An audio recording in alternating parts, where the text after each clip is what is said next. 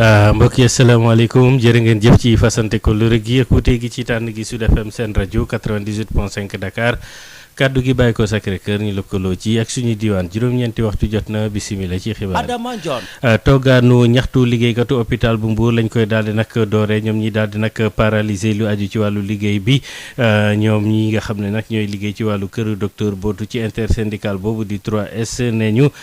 protocole bu ñu établissement boobu daal di xaatim ak nag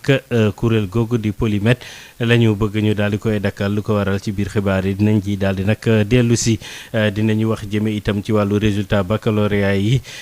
bon na foofee ca diwaanu nag Bambey résultat yooyu lay tàmbale nag wadd ñu jàpp ne yu faible la dinañ ci ànd ak Adama Ndiaye boobu jamono université bu Ndakaaru di tëj campusam seeni caabi nag gën caa yi ëllëg ñu daal di koy delloo étudiants yi daal nañuy sàmmonteeg boobule doxalin ba tax ña ca mujj feek ëllëg dinañ ko daal di nag amal ci kanam dinañ ci daal di ànd ci gëstu googu ak Adja Xabsa Iliman Wan dinañu àddi itam jëme ci wàllu mbéy mi ak rëq-rëq yi ci faral di aju jafe-jafe ngir ñu daal di jaay produit yi fexe ba jaay produit yooyee laata nag ñuy tàmbale nag mbéy mi loolu nag système bu l'Amérique di doxal la ñu bëgg rek Sénégal daal di koy nag Sénégal daal di koy roy loolu waral nag ndaje bañ ci amal ca diwaanu nag Louga ministre bi ñu dénk wàllu commerce daal di ci xamle enveloppe bu war a toll ci ñaari milliards ci suñu rek koppar ngir tabax infrastructure yi tax stockage beeg yeneen ñu daal di nag jàppandal dinañ ci ànd ak Lamine Gueye Saman dinañ ci toftal yeneen i xibaar laata ñuy jukki ci wàllu tàggat yaram buñ ca noppee nag ubbi antenne bi ci wax sa xalaat ponk yi nekkoon wàllu feebaru mbas mi gannaaw fanweer yu manqué benn ci ay nit yi daal di faatu diggante démb ak tey muy record bu Sénégal musta am waaye itam bindu bi ci liste électorale yi ak coowal primo votant yi ñoo nekkoon ñaari ponk wax sa xalaat ci kanam tuuti dinañ ci daal di ubbi antenne bi Pape Lay Dieye moo fare ci sottandikukaay bi faram fànce gi neskis lay doon. Adama Ndione ci kàddu gi mbokk yi ni ñu leen ko waxee ci bopp xibaar yi ñu daal di koy nag door rek toogaanu ñaxtu liggéeykatu hôpital ba ca Mbour système bi la ñu daal di nag nagamal ñoom ñiy sol bulus yu weex yi daal di amal seen i liggéey bootu ci intersyndical 3S ñoom ne ñu lenn la ñuy sàkku moo ñu daal di neenal protocole bi nga xam ne xaatimoon nañ ko déggoo diggante seen kër liggéeyukaay boobule ak kuréel googu di Polymed mooy barab bi nga xam ne mooy yore wàllu imagerie ca boobule nag diwaan ñoom nag manifester nañu tey jilee ci buntu liggéeyukaay boobu ñu jàpp ne nag dafay indi ay rëq-rëq moom Polymed ci doxalinu l'hôpital bi li ñuy sàkku itam lenn la mooy ñu daal di dakkal boobule contrat ñu daal di koy résilier docteur Abdou Karim Diop porte-parole médecin yi ñu déglu ko ak Moustapha Sall. donc ñu lëkkaloo boobu mooy jëlee fi Polymed ndax dañoo mujj sonn ci sëy bi donc sëy bi ñu sëy ak Polymed gisuñu ci suñu bopp fu mu ne nii tas lañu bëgg donc ginnaaw loolu bi weer yi amee ñaar fukki fan ak juróom-ñeent ñu dajewaat waxtaan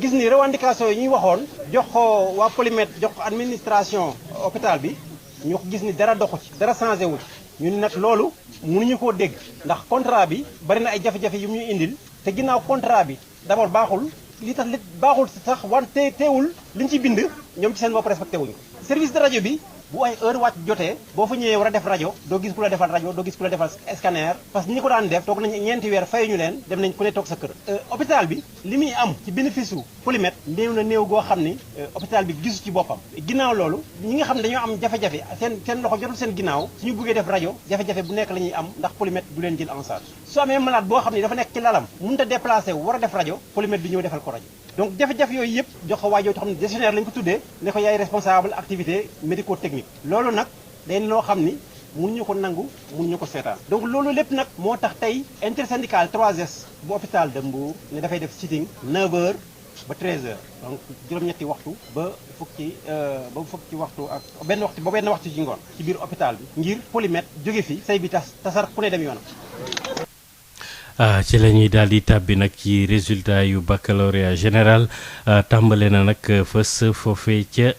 lycée bu Bambey résultat yi njëkk bi nag constat bañ ca def mooy baaxul dara ci leeral Diourbel Adama Ndiaye. résultat yu baccalauréat général tàmbali na rot fii ci lycée d'enseignement général bu Bambey ci jury 1750 tollu woon nañ ci mboole seen ci jury 1750 candidat yi tollu woon nañ ci ñetti téeméer ak juróom fukk ak juróom-ñaar ci cippaandaw ba juróom-benn fukk ak juróom-ñaar ñoo am d'office baccalauréat téeméer ak fukk war a defaat ñaareelu sum bi mu mel ni téeméer boo jël fukk ak juróom-ñeent ñoo am bac boo ko gam-gamleeg niki daaw yées na lool ndax daaw tollu woon nañ ci téeméer boo jël juróom fukk yu teg juróom-ñett jàpp juróom-benn fukk boo jëlee par série L'1 ci juróom-ñeent fukk ak juróom-ñaar am nañ fukk ak benn yu am d'office ñeent fukk war a defaat ci L2 téeméer ak juróom-benn fukk lañ toll woon fanweer ak ñaar am d'office ñeent fukk ak benn war a defaat ci S2 téeméeri candidat lañ woon ñaar fukk ak ñeent am bac d'office am ñaar fukk ak juróom-ñeent yu war a defaat ci ñaareelu sum bi ci fàttali am na ñaari mention bien ak juróomi mention assez bien ci S2 juróomi mention assez bien am nañ ko ci L2 L'1 nag amul mention Diourbel Sud FM Adama Ndiaye. Adama Ndiaye daal di koy jaajëfal ñu desandi nag ci wàllu l'école bi dañuy daal di nag tëj campus social bu université bu Ndakaaru ñu daal di delloo caabi yi ëllëg sax moo des ci àpp bañ leen jox alxames gi bu juróomi waxtu nag jotee étudiants yi nag ñu ngi sàmmanteeg bile dogal bi kudd daal di nag joxe ñu bari ci ñoom nag daal nañuy sax ñibbi seeni kër lu mooy ñenn ñi doon xaarandi seeni bourse te nangu nañu ne ëllëg gën caa yéex dinañ daal di delloo caabi yi. Kosa beeg Xabsa Iliman Wan. Université Cheikh Anta Diop mi ngi tàggalikook étudiants yi nga xam ne ñoo dëkkee foofulee kudd moo leen ci jox dogal ngir ñu jóge fa balaa alxamis bi lee bu tàkkusaan jotee ci buntu ba rek ci avenue Cheikh Anta Diop di nga gis ay étudiants yu bëri yore seeni bagages di arrêté ay taxi.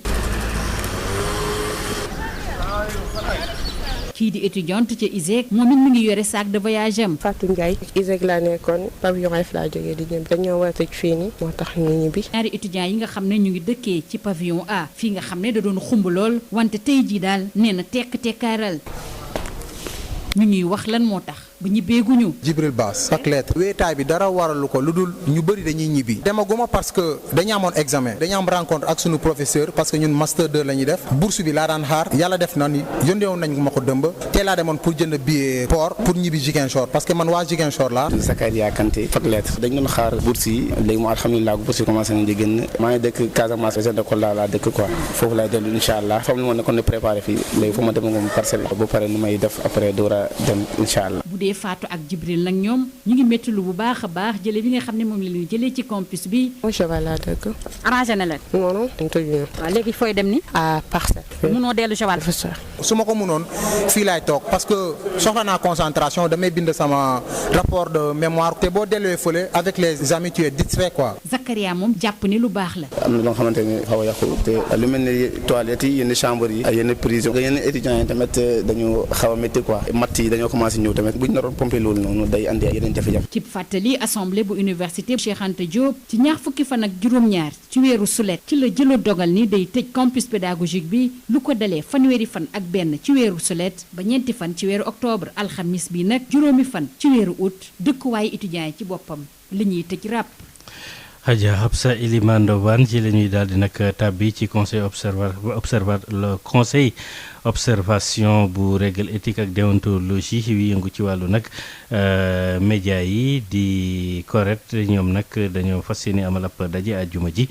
juróom benn fan ci weeru août bu fukki waxtu jotee ca salle conférence rez-de-chaussée bu maison de la presse Babacar Touré correct nag ne ñu dinañ daal di nag fësal li nga xam ne mooy liggéey bi tribunal des pairs daal di nag def ndorteelu at bi ba léegi lu war a toll ci ay fukki ci ay mbir yoo xam ne nag dañ leen ko jébbal ngir ñu daal di koy nag liggéey ndaje boobu nag dinañ ko daal di amal ci teewaayu secrétaire général bu CORED ci situation mbas mi nag sàkku nañu matuwaay yi war ci mesure barrières yi ñëpp daal di koy nag jël boobu jamono union des magistrats bu Sénégal ñoom it di waajal seen assemblée générale bi ñuy amal at bu jot samedi lay doon juróom-ñaari fan ci weeru août 2021 visioconférence lañ koy daal di amale boobu lay xew-xew nag dinañ ko daal di amal bu 9h jotee ci suba gi ci teewaayu ministre bi ñu dénk wàllu nag justice garde des sceaux moom sax discours ouverture bi moo koy daal di amal ñu wëkk yéen ci xibaar yi Sud FM seen rajo juróom-ñeenti waxtu tegal na fukki simili ak benn. Sud FM. Louga la ñuy jëm ak ndaje bañ fa daal di nag sumbu fexe nag ba la ñuy béy ñu daal di koy jaay sax bala ñu ko jiw ci suuf si ab système la bu réewum l'Amérique di doxee CRD lañ ca daal di nag wote foofee ca Louga ministre bi ñu dénk wàllu nag commerce daal di koy teewee xam ne na enveloppe ñaari milliards yi nga xam ne fas yéene nañ ko tabaxee ay barab yu ñuy rek garder la ñuy béy ci tool yi di stockage bi waaye itam naka la ñuy def ba daal di koy protéger ba dara du ko daal di nag yàq réew mi yëpp mën cee jot. Louga Lamine Gueye Sàmman baykatu réew mi di jànkoonteeg ay jafe-jafe yu bare ngir mën a jaay lépp li nga xam ne seen meññeef la ñoom at bu jot daañu gis lu bare si li nga xam ni góob nañ ko wala ñu déqi ko muy lamba seeni loxo wala bokk muy nëpp si biir tool yi bu fekkee ni wanteeruñu ko ngir saafara jafe-jafe yu ni mel Sénégal amal projet bu bees bu mu tuddee marché à terme ñu jëggaane ko si américain yi ay contrat yi nga xam ni baykat yi duñu koy siifee su ko defee daañu mën a jaay si njëg lu am solo laata sax ñuy bay si CRD bi nga xam ne amaloon nañu ko si biir Louga ngir waxtaanee ko ak baykat yi ministre bi ñu dénk lépp lu jëm si wàllu commerce nee na itam am na lu toll si ñaari milliards yi nga xam ne nguur gi dina ko génnee ngir ñu mën si tabax ay magasin ak yu ni mel ñu seetlu ne ñàkk na lool si réew mi. Aminata Assome Diatta. Son Excellence Monsieur le Président de la République a décidé de mettre à la disposition du ministère du Commerce 2 milliards de francs CFA pour que ñu am au moins quelques chambres froides inch'Allah fii ak prochaine campagne. baykatu Louga yi ñoom di ñaan ministre bi bu ñu jël mbir mi rek ni ñu ko jëlee si bitim réew indi ko fii nañu fexe ba mu dëppoo ak mbayin mi nga xam ne moom la ñuy amal si biir Sénégal ki la doon jottali xibaar yi fii si Louga Lamine Gueye Saman Sud FM. Samaan ñu daal di nag wéy ci xibaar yi ba tey ñu daal di dem bi yoon nag fële ca diwaanu Ñaaxeen ak programme bi nga xam ne daal nañ ko fay lal waa PUDC ngir wàll daal di jébbal courant dëkk yooyu le programme boobu nag mu ngay dox ci département bu Tivaouane tranche bu njëkk bi sax lu war a toll ci ñeent ci ay village ñoo ko daal di nag amee donte sax am na ay jafe-jafe ngir ñu daal di nag matal liggéey bi Babacar Sow. fexe ni ñu indee courant ci dëkku kaw gi ci département bu Tivaouane PUDC mi ngi doxal ci biir commune bu Ñaaxeen ñeent dëkk daal nañ leen andil courant Maka Mor Xari Kër Yoga Coro Layeen 1 ak Layeen 2 programme mu ASER la ñuy tëral foofee am na nag ñaari dëkk yoo xam ne des na ci xaaj bu njëkk bi muy Jilax ak Daaru Jaxate am nañ yaakaar ni dina law ci yeneen dëkkaan yi Moustapha Silla jaraafu dëkkub Ñaaxeen. PUDC ànd ak waa Sénélec ak Excelec SA ñoo doon taxawu installation courant commune u Ñaaxeen ñoo ñëwoon fekk maire Ñaaxeen ak chef de village yi ak population ak kilifa diine yi doon daloo courant bi nga xam ne moom la PUDC doon liggéey ci ñeenti dëkk nag la ñu jot a taal seen courant muy Maka Mor Xari ak Kër Yuga Coro Layeen bi nekk commune Ñaaxeen ak beneen Layeen que mu des ñaari dëkk yoo xam ne seen liggéey war nañ ko tàmbali ci fan yii di ñëw ndax juróom benn dëkk lañ fa doon liggéey ñu liggéeyoon ñeent yi ba ñu àgg ñaar yooyu mooy Ndilax ak Daaru Jaxate waaye ginnaaw bi ñu waxtaanee nag am nañ yaakaar ci ne danañ ko yokk ba mu àgg Jaxate Guy ak Ndóom Xat moo doonoon solo si jataay bi ci mbégteel population yépp nag. Ñaaxeen di dëkk boo xam ne bii yàggatul lool courant bi dina ko wër ndombo entreprise bi ko war a liggéey tànn nañ ko ba pare Moustapha Silla jaraafu dëkkub Ñaaxeen di dellusiwaat lenn ci jafe-jafe yi nga xamee ni moo gàllankooroon tàmbalik liggéey bi diggante ASER ak entreprise bu ñu taamu waaye day xel mun na dal ndaxte saafara am na ci. di wax yeneen dëkk yi nga xam ne seen courant jotagut a tàkk may dalal seen xel di wax ne presque dëkk yëpp ñu ngi ci ay programme PUDC mi ngi waroon def juróom benn dëkk donc def nañ ñeent yi ba taal leen ginnaaw bi ñu waxtaanee ak techniciens yi tamit ñi ngi ci négociation Jaxate Guy Ndóom Xatta Daaru Jaxate ak Ndilax Kër Makala cooku cumbuleen ñoom dañoo nekkoon ci programme mu ASER seeni plan defoon nañ ko ba ñu choisiroon entreprise bu muy Mina mu waroon a tàmbali liggéey waaye jafe-jafe bu amoon diggante ASER ak Mina taxoon ñoom ñu taxawaloon seen liggéey waaye suñu borom def na déggoowaat nañ yaakaar nañ ne balay yàgg dinañ def commune u Ñaaxeen. Tivaouane Babacar Sow dañ ci jokkoo ak yéen fii ci Ñaaxeen pour Sud FM. yeneen i travaux di ay liggéey ngir nag wàllu assainissement ñu ngi koy doxal foofe ca Kër Massar itam am na ne yokkute bañ ca daal di nag nemmeeku jëm ci ndox yi ñuy faral jaarale nag ci canal yi mu koy yóbbu ci yenn ci ay quartier donte ndox daal dina fay taa gannaaw nag fan yu taw yi ñu daal di nag nemmeeku teewul am na ay jeexital bu ñu sukkandikoo ci suñu naataango ca Kër Massar Birama Ndiaye. liggéey yu ñu jëf jëmale ko ci assainissement fii ci Kër Massar tax na ndoxu taw mi di walangaan nu mu waree nemmeeku nañ ne nag jafe-jafe ya nga xamante ne nag moom lañ fa daan daal di nemmeeku wàññeeku na bu baax a baax ci ñaari fanu taw yile ouvrier yi ñoom ba léegi ñoo ngi ci waar wi.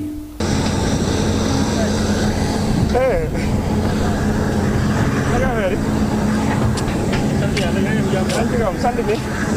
alhamdulilah job bi non dama doon xool affaire yi wala kàmb bi ok doon xool gars yi dañoo dóore affaire yi gars yi fii ndox mi nii jaar dem géej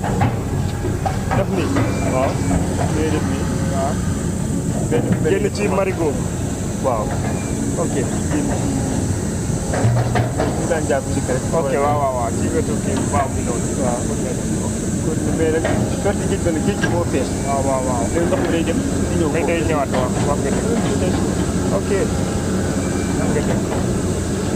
même fële nag moom mu bëgg génne ñëw yi dafa moom moo génnee nii côté la Linguère génnee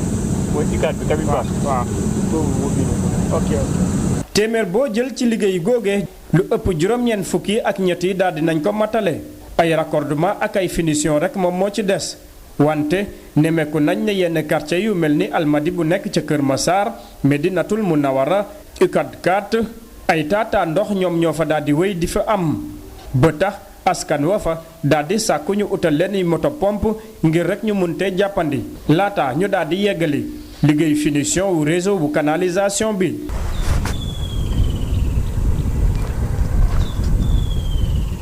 ci wàllu Parcelles Assainies bu Kër Massar cité la gendarmerie Camille Basse kër Alaaji Paté Grand Médine cité la Linguère jàpp cité Mame Dior foofee ay ndox yu taataa lañ fa daal di nemmeeku wante nag dayo gi tollut ni mel.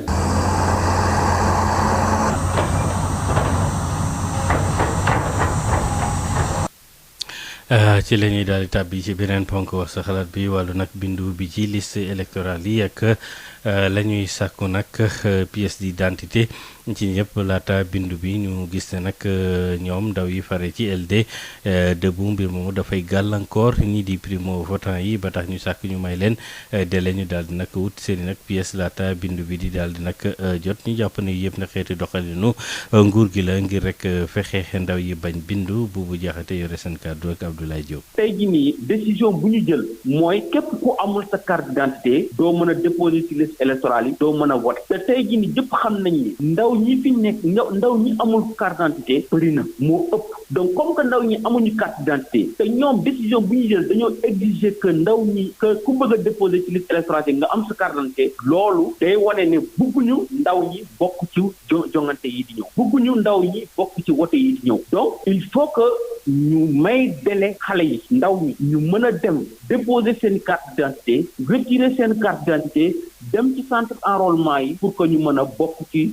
liste électorale yi mais délai bu ñu teg nguuru Macky Sall le 8 septembre bi ñu bëgg pour que ndaw ñi délai de date limite bi loolu day wane ni bugguñu ndaw ñi jot seen i carte d'identité pour mën a dem ci centre d'enrôlement yi pour mën a bokk ci liste électorale te loolu véritablement dañ koy naqarlu di ko dénoncer parce que mënoo nekk majorité ci biir sa biir réew am sa droit sa ak sa yelleef pour mën a dem voter ñu la koy xañ parce que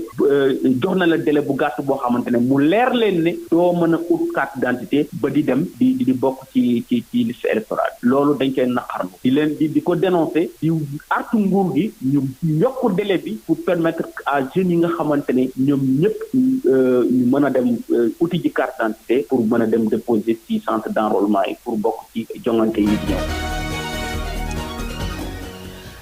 dañ koy daal di doore tàggat yaram bi ak présidence bu fédération sénégalaise bu football ñaari candidat ya koy disputé kenn ki di Madi Touré daal di nay rek mu incarné daal football boo xam ne bu yees lay doon ci mim réew moom moo doon fësal sax naka la fas yéene liggéey ak programme am jàkkaarloo ci club yu Ndakaaru mu daal di gis ne nag la mu teg loolu lu ñu mën a rek réaliser la candidat bi nag tey jii la gën a am nee na kóolute ci candidature candidature am waaye itam mu ngi am yenn xel ñaar ci ndax fichier ba ñuy voté jaar na yoon waaw wala déet. scrutin boobu ñu fas yéene amal ci juróom-ñaari fan ci weeru août ñu teelu kàddu yi Madi Touré ak Amadou Moustapha Dia. si nouvelle gouvernance bi dinaa andi directeur wala directrice générale ma ne dinañ changer texte yi dinañu publier compte yi politique marketing ma ne benn mayo boo xam ne tey buñ ko jaay ko à 10 000 francs si 1 million de sénégalais mën nañ si am 10 milliards une quoi 78 000 sociétés la buñ la laajee 100 000 dinañ sa am 7 milliards 800 millions ñun xam nañu que 2 milliards 128 millions la ñu soxla pour fonctionnement donc bu fekkee am nañu 6 milliards 7 milliards mën nañu régler suñu si 4 ans yi ñu wax infrastructure yi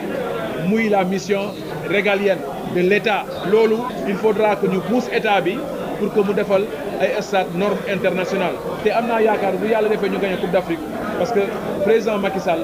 luñ ko mënte waxal il a la volonté de bien faire pour que suñu football dem kan may lancer un appel à tout le peuple sénégalais non à la violence falu yàlla ko yor tey bu ñu xoolee sondage bi 95% de la population dañu bëgg a ma jiite football sénégalais li may ñaan nag su fekkee nag élire nañ ma yàlla bu ma décevoir le peuple sénégalais parce que sans le peuple sénégalais nous sommes rien du tout mën na nekk Augustin sama conseil juridique la aw ma benn problème ak Augustin su taxawoon fii dañuy footi ree mën nañu nekk xarit mais nous avons pas la même vision soupçon am na parce que 2013 dañ ma gagné parce que dara musul leer ci élection yi moo tax on parle de révision des textes boo xoolee aujourd'hui club président club yëpp yoo xam ne ñooy président ligue ci zone 3 à 8 clubs commencé nañu wax ni beach soccer dafa war a voter or que beach soccer sur l'article 22 benn voix la donc anomalie bi am noonu bu ñu taal suñu réew parce que consensus yi comme li ko may waxee consensus moo rey Samba Sarr donc consensus bu mu rey benn sénégalais ñaaw na ñuy gis ni football moo rey nit parce que football paix la li may ñaan daal comme li may wax non à la violence accord de ballon bu ñu unir doy na sëkk pour le renouveau du football sénégalais.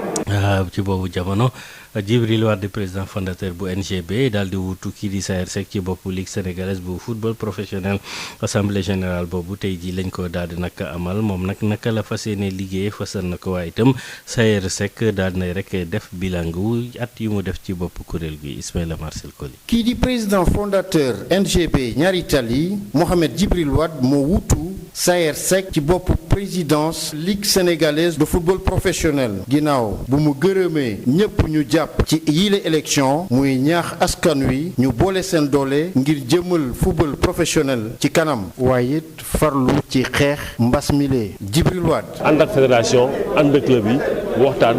seet naka la ñuy def ba nga xam ne nit ñi nga xam ne ñoo doon fréquenté stade bi ñu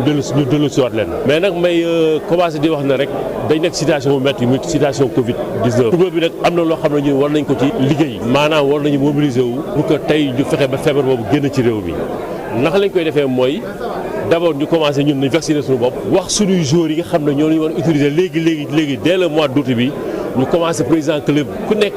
répertorier ces jours yi nga xam ne ñoo nga war a yóbbu nga vacciner leen bu ñu paree nag mois de septembre mois d'octobre ñu jéem a vacciner supporters yi nga xam ne ñoo war a ñëw ci stade yi donc ñun dañu am liggéey bu ñu war a def tey ci Covid 19 bi bay ci suñu waar et li ci des mooy nag woo ñëpp bokk ndey bokk bàyyi ñu dugg ci consensus bi liggéey pour que ñu mën defar football bi. ginnaaw bu mu nekkee ci bopp bile fédération juróom-ñett at kii di Saër Seck doonoon fi président bu bile ligue jàpp ne mandat bu mujjewam bi def na ci ay jéego yu mucc ayib. Ensemble, nous avons réussi à faire à notre football d'intéressantes avancées. Les compétitions se sont jouées de manière régulière, des conditions d'organisation globalement satisfaisantes et dans les temps impartis, excepté évidemment lors de la Covid qui nous a contraints à écourter la saison passée. ci fàttali Mohamed Djibril Wade moo fi nekkoon premier vice-président ligue sénégalaise bu foot professionnel ci atum 2017 ba ci atum 2021.